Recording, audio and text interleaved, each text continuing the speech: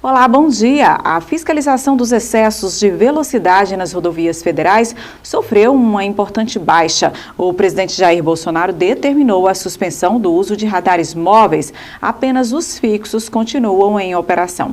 Consultores de trânsito temem um aumento de acidentes com a medida. 181 km por hora. Abusos nas estradas detectados por radares móveis. Flagrantes que estão na mira do governo.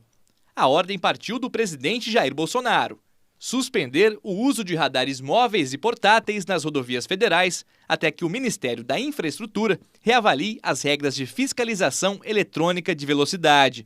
O objetivo é evitar o que o presidente chama de indústria da multa.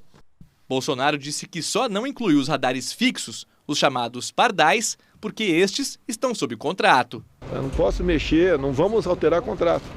O que eu tenho acertado com o ministro da Infraestrutura é que estamos com um problema na justiça agora, né? Eu gostaria que a justiça, a pessoa, não a justiça, mas essa, acho que foi uma juíza que deu-se a liminar, dissesse onde eu vou tirar R$1 bilhão para instalar 8 mil pardais no Brasil. Só diga aí, com R$1 bilhão na mão, o Tarcísio asfalta, eu vou chutar aí, duplica 300 km de rodovia. A medida divide a opinião de motoristas. A gente entende que tem muitos radares que estão colocados de forma indevida, sem sinalizações.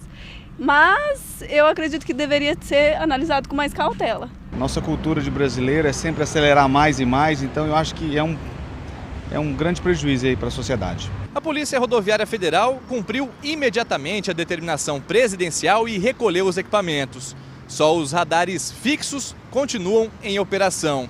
Consultores de trânsito consideram isso uma perda importante na fiscalização de excessos de velocidade, por causa do fator surpresa. O grande risco dessa medida são em relação aos infratores contumazes, aqueles que desrespeitam a vida, aqueles que gostam de acelerar, privilegiando a sua pressa, a sua vontade de dirigir rápido, o seu prazer, em detrimento das estatísticas, da violência no trânsito, que é real. 140 brasileiros morrem todos os dias. Um levantamento do jornal Folha de São Paulo apontou que entre 2007 e 2018, as mortes caíram mais de 20% em trechos das rodovias federais depois da instalação de radares. O radar está ali justamente para evitar que aconteçam acidentes graves. E o radar ele só penaliza o motorista infrator, aquele que está fora das regras. Existe uma placa de velocidade. Se você estiver dentro daquela velocidade, o radar não irá te incomodar.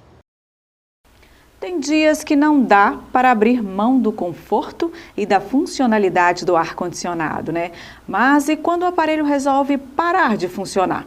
Segundo especialistas, a melhor maneira de evitar este problema é estar em dia com a manutenção. Veja os detalhes com a equipe NTV. No inverno, a tendência é que o ar-condicionado seja pouco utilizado. Mas com a volta das altas temperaturas, ele se torna essencial. Este, por exemplo, foi comprado pela filha da dona Elza há um ano, justamente pela comodidade. Cada dia que passa, a gente está sentindo assim que o calor está aumentando cada vez mais. É para a gente ter mesmo realmente uma noite gostosa de sono. Depois de um bom tempo do aparelho desligado, ele voltará a climatizar o ambiente. Só que antes, uma manutenção e limpeza, por mais que essas necessidades às vezes passem despercebidas.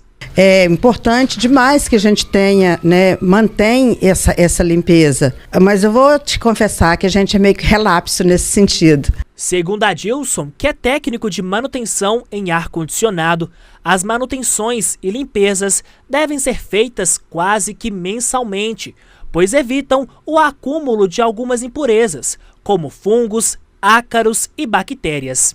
É para que você tenha um ar o mais puro e limpo possível, para que você respire ele da melhor qualidade. E também para preservar o seu equipamento, que você obtenha o máximo de rendimento dele e que economize energia também no sentido de estar gastando o máximo que ele também pode consumir. O procedimento da lavagem do filtro, você vai pegar o filtro, retirar ele. Como ele pega poeira de dentro para fora, é importante que você bata a água nele de fora para dentro. Para dessa forma você está empurrando a sujeira no movimento certo da tela. Essa limpeza ela pode ser feita tanto em casa, né? A gente vai explicar como que faz para o cliente e também pelo profissional da área, que seria interessante estar sendo feito dessa forma. A limpeza do filtro, ela é desde mensal até de acordo com a necessidade. Tem casos que tem que ser quinzenal, tem casos que pode ser de 2 em 2 meses, mas o interessante é que você faça pelo menos uma vez por mês. Sabendo da importância, a Elza agora estará sempre atenta. Tudo que está limpinho é diferente, né? O ar tem uma vazão, você sente que o ar está mais puro. É necessário. Não sei se de mês em mês, mas de 3 em 3 meses, uma limpeza, uma manutenção, mesmo porque agora está chegando aí o nosso João. Se você que está em casa tem um ar-condicionado e a conta de energia está vindo cara, atenção para essa dica. O que tem que ter em mente é o seguinte: o ar-condicionado, ele é um aparelho para climatizar o seu ambiente e não para gelar o seu ambiente. Então seria interessante, um exemplo que a gente dá, você 1 hora antes de ir para os seus aposentos, né, digamos assim, você vai lá, coloca ele mais ou menos em torno de 20 a 23 graus, fecha o seu quarto.